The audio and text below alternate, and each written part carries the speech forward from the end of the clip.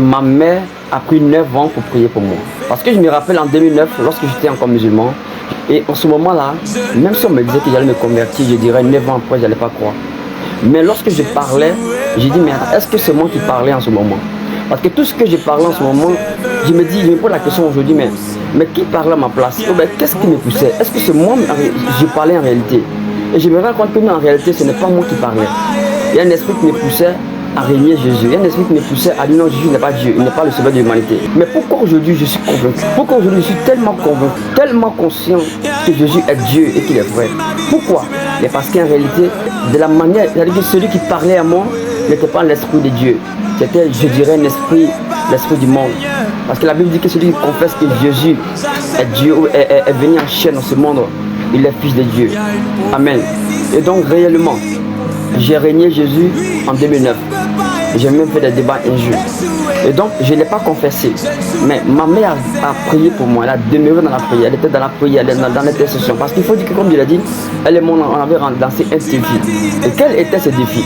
Le défi était que si jamais elle ne devient pas musulmane à mon niveau, non, c'est pas bon. Il faut que je puisse intercéder pour elle. Donc, je suis allé dans mon village natal à Danani.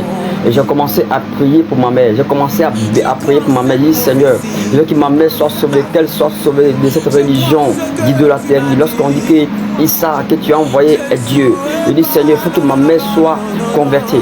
Pendant ce temps, elle aussi, elle a dit qu'elle aussi, elle va prier pour moi pour qu'elle puisse me convertir. C'est un défi qu'on avait lancé.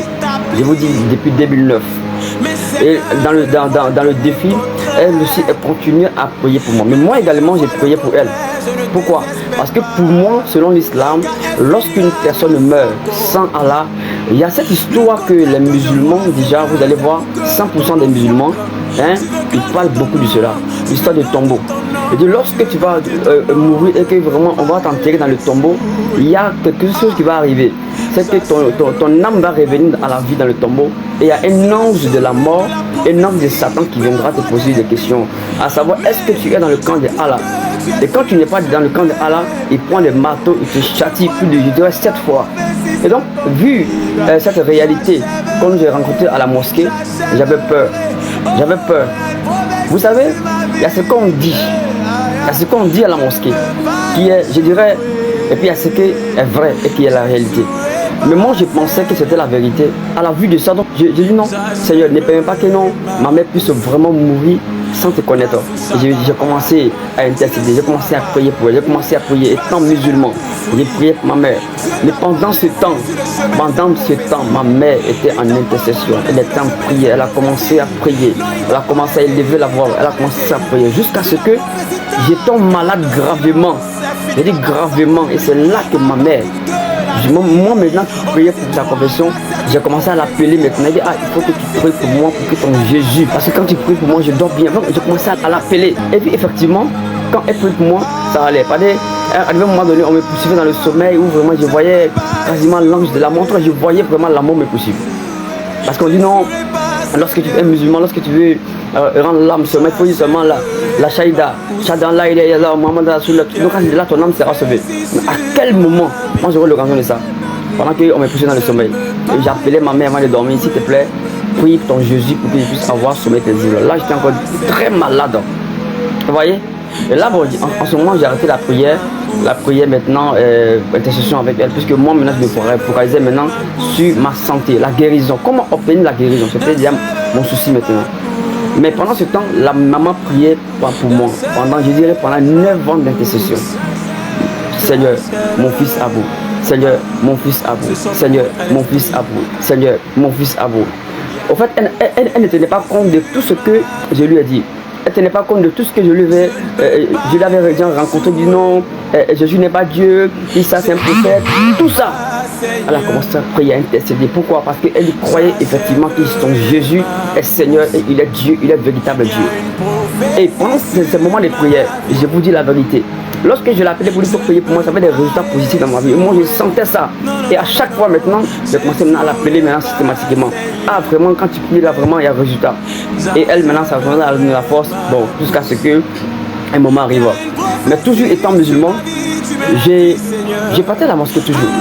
Et je priais maintenant pour ma santé. Et je dis à Allah, c'était Ramadan 2014. Là, j'étais dans la nappe de prière et j'ai dit maintenant Allah, vraiment, je suis mal en point et vraiment, je veux avoir la santé. Voilà. Et je crois que tu es Dieu, je crois que tu es capable. Il faut me guérir. Vraiment, j'ai fait des prières, intercessions. Maintenant, écoutez-moi bien. Écoutez-moi bien. Je n'ai pas eu de résultats. Je n'ai pas eu de résultats. Mais j'étais là, j'étais en larmes dans cette nappe de prière. Je ne peux jamais oublier ces jours-là. C'était la nuit de destin. Jamais oublier ces jours-là. J'étais là, j'étais entre à 2 secondes de la mort. Vous savez, celui qui a vu le lion et celui qui ne l'a pas vu, il n'a pas la même manière de voir. C'est pourquoi les frères musulmans qui, beaucoup, en longueur de la journée, qui insultent ma mère, qui m'insultent, mais moi, je les aime. Pourquoi? Parce que j'étais comme eux. J'étais comme eux, j'étais aveugle. Lorsque quelqu'un m'insulte déjà, je comprends automatiquement, non, il y a 9 ans, j'étais comme ça. Amen. Écoutez-moi bien. Mais, pendant que j'étais en train de prier, ce Allah, il ne m'a jamais répondu. Et là maintenant, la dernière fois, j'étais à l'hôpital, fait de l'examen complet. Et c'est là maintenant, le médecin m'a dit, Abou, vraiment, cette maladie-là, il faut que tu rentres en brousse. Là, quand il a parlé, j'ai demandé à mon frère qui m'accompagne, il m'a dit non, c'est un langage spirituel. Je veux que tu vas faire voir les marabouts. Mais chose bizarre, lorsque je me suis déplacé pour arriver chez cette femme marabout, arrivé là-bas, tout ce que j'ai fait en longueur de la journée, la femme marabout a pu expliquer. Donc tu viens maintenant, tu viens précisément de l'hôpital, tu as fait ça, elle a tout expliqué. C'était bizarre, hein? Voilà. Et donc j'ai eu la foi, j'ai eu la confiance. Mais écoutez-moi bien, elle était musulmane, elle priait Allah. Et donc déjà, je me dis que non, comme elle prie déjà un Dieu, ce qui veut dire que Dieu est dans ce qu'elle fait. Sans savoir que le Allah donc elle priait aujourd'hui que moi j'ai rejeté est un idole. Oui, je le dis, parce qu'en réalité ce n'est pas le seul Dieu véritable que moi je connais. Il s'appelle Jésus de Nazareth. Écoutez-moi bien. Pendant ce temps, de cette femme féticheuse qui a pris des mois et des mois, plus de 9 mois. 9 mois sans solution. Parce que arrivé à ce moment donné, je vous assure, mes frères et sœurs, je n'y croyais plus que je devais avoir la vie. Je n'y croyais plus que je devais avoir la vie. Parce que vraiment, j'étais fini en fait. Et même si on me disait que j'allais avoir la vie, il y a combien d'années, j'allais pas croire. Ya, ma maman était en intercession. Ma mère était en train de prier pour moi. Elle était en train de prier pour moi dans le secret en fait. Bien aimé, je vous parle de la puissance de l'intercession. Et c'est là maintenant que ma mère m'a appelé. Elle dit, tu as tout essayé. Il y a longtemps que j'ai fait cette femme marabout. Il n'y a pas de solution mon fils, rentre à Abidjan. Rentre à Abidjan. J'ai dit ma mère, je n'ai même pas de sous pour rentrer à Abidjan. Et c'est là qu'il m'envoie le transport de 15 000 francs. Lorsqu'il m'envoie ce transport, je suis rentré à Abidjan. Et quand je suis rentré à Abidjan, elle m'a dit que Jésus-Christ est capable de te guérir. Je lui ai posé une question. Je lui ai dit, est-ce que tu es sûr que ton Jésus peut me guérir? Parce que moi qui te me vois, je ne pense même plus vivre pour voir, je dirais, 6 mois ou 1 an de plus, je ne pense pas. Elle dit, Jésus est venu pour guérir ceux qui sont malades. Il est venu pour ceux qui sont malades. Maintenant, elle m'a dit, mais attends, est-ce que si Jésus te guérit, est-ce que tu vas lui donner ta vie? Pourquoi elle pose cette question? Parce que moi j'étais radical, j'étais religieux. J'ai ma soeur qui est ici, souvent on pense ça pour me taquiner même. Pendant que je suis en train de prier, sur ma nappe de prière, lorsqu'elle passe devant moi, ah non, t'es arrivé mon démon. Et puis j'arrête la prière, je coupe la prière. Mais pourquoi vous coupez? Pourquoi vous passez devant ma nappe de prière? Pourquoi? Pourquoi passer devant ma prière? Non! Quand vous priez pour vous là, vos Jésus là, voilà. Et donc elle dit non. Pourquoi? Et c'est là maintenant, les frères bien-aimés. Donc ma mère aussi, puisqu'elle avait peur, elle dit non, lui là, il faut qu'on lui parle d'abord, lui demande d'abord. Donc elle dit, est-ce que si tu donnes est-ce que si Jésus te guérit, est-ce que tu vas donner ta vie à Jésus? Je dis maman, au fond de moi, je ne croyais pas. Mais je lui dis, ok, bon, puisque moi d'ailleurs pour moi, c'était fini pour moi, je n'allais même pas avoir la chance de vivre. Je dis ok, je comprends, on verra. Mais je vous assure, j'ai passé des années, plus de 4 ans de maladie. J'ai passé des années, des mois chez une femme marabout, plus de 9 mois. Jamais eu la solution. Mais quand je suis venu en Jésus, pour la première fois, j'entends la voix de Christ qui m'appelle Abou, je vais te guérir. Là, je ne peux jamais oublier cette voix-là. Donc ça m'a rassuré. Pour dire à une personne que l'intercession, c'est la puissance que Dieu utilise pour libérer la vie d'une personne. Vous savez, lorsque le peuple d'Israël était rebelle dans le désert, Dieu a voulu raser le peuple d'Israël, aller avec Moïse seul. Mais Moïse a commencé à intercéder pour le peuple. Il dit, Dieu, s'il te plaît, laisse ce peuple-là vivre. Dans le cas contraire, efface mon nom dans le livre de vie. Pourquoi? Parce que Moïse voulait voir ce peuple rentrer à Canaan. Vous et moi, est-ce que vous n'aimeriez pas voir un musulman rentrer à Canaan? Est-ce que vous n'aimeriez pas voir un frère musulman rentrer au ciel?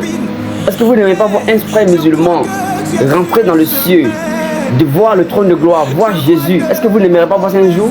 Ou bien vous aimeriez voir un musulman en enfer? Moi, je refuse cela au nom de Jésus. Je refuse de voir un musulman en enfer au nom de Jésus. Je refuse de voir un frère musulman qui m'a insulté, même ma mère, qui a insulté ma mère, de voir un frère musulman en enfer. Je refuse au nom de Jésus. Bien aimé, toi et moi, nous allons être comme un Moïse pour le peuple de Dieu. Un Moïse, parce que ma mère a eu 9 ans et sa prière a été exaucée. 9 ans n'est pas petit. Il y a des semences que tu peux dire aujourd'hui, mais qui vont porter du fruit demain. Je vous assure, la prière du juste a une grande efficacité. Ma mère était juste et elle encore juste a fait croire au Dieu du Seigneur. Elle a prié pour moi et sa prière a porté du fruit. Aujourd'hui, je suis converti. Aujourd'hui, je suis un évangéliste. Je vais dans les villages, dans les communes pour aller évangéliser. Pourquoi? Parce que la prière, la sémence qu'elle a semée dans la prière il y a 9 ans, tellement que c'était une bonne sémence. Parce qu'elle a dit qu'elle veut que son fils devienne un serviteur de Dieu. Et cette sémence a porté du fruit. Aujourd'hui, je suis converti, je suis un serviteur de Dieu. Moi, je veux que vous et moi, nous allons prier ce soir pour nos frères musulmans. J'aime beaucoup les musulmans. Vous savez, j'aime beaucoup les musulmans. D'ailleurs, ils ne sont pas mes ennemis. Donc, Jésus dit aimez vos prochains, les uns comme les autres. Et en plus de cela, même si je déclare mes ennemis, Jésus dit aimez vos ennemis. Donc, j'aime déjà mes ennemis. Il dit bénissez celui qui vous maudissent. Et nous, ce soir, tous ceux qui, je dirais, tous ceux qui ont porté des mauvaises injures contre moi, nous allons élever la voix. Nous allons dire à Dieu de vraiment bénir nos ennemis. Tous ceux qui ont insulté les musulmans convertis, on va dire à Dieu de vraiment de les bénir au nom de Jésus. Bien-aimé, élève la voix. Commence à bénir la vie de tous les musulmans. Tous les musulmans qui insultent à longueur de journée, les chrétiens qui insultent, qui blasphèment contre Jésus, contre Jésus, tout ce qu'ils disent, mais qui n'est pas vrai. Élevons la voix ce soir. Commençons à dire à Dieu de les bénir au nom de Jésus. Seigneur, nous bénissons les musulmans qui nous persécutent. Nous bénissons tous les musulmans du monde entier. Nous les bénissons au nom de Jésus. Élevons la voix et commençons à prier. Abba Père, nous prions Dieu de gloire. Nous prions mon Dieu et mon roi, Saint-Esprit de Dieu. Nous te disons merci pour la vie de tous les frères musulmans. Mon Dieu et mon roi, Père, autrefois, moi j'étais musulman, Seigneur, mais tu as permis que je puisse te connaître, Seigneur. C'est pourquoi, Dieu de gloire, à mon tour, je vais m'associer avec mes frères et sœurs ce soir pour prier pour tous les musulmans, tous nos frères musulmans, tous nos frères musulmans. Nous voulons, Dieu de gloire, que tu bénis les vies, Seigneur. Tu bénis les vies, Seigneur, parce que tu les aimes, Papa. Tu aimes beaucoup les musulmans. Tu aimes beaucoup les musulmans, Seigneur. Nous bénissons nos ennemis. Nous bénissons nos frères et sœurs musulmans. Nous les bénissons au nom de Jésus. Seigneur, nous les bénissons. Nous les bénissons. Malgré tous les injures, nous les bénissons. Malgré tous les injures, nous les bénissons. Malgré tous les injures, nous bénissons les musulmans. Dans le nom de Jésus.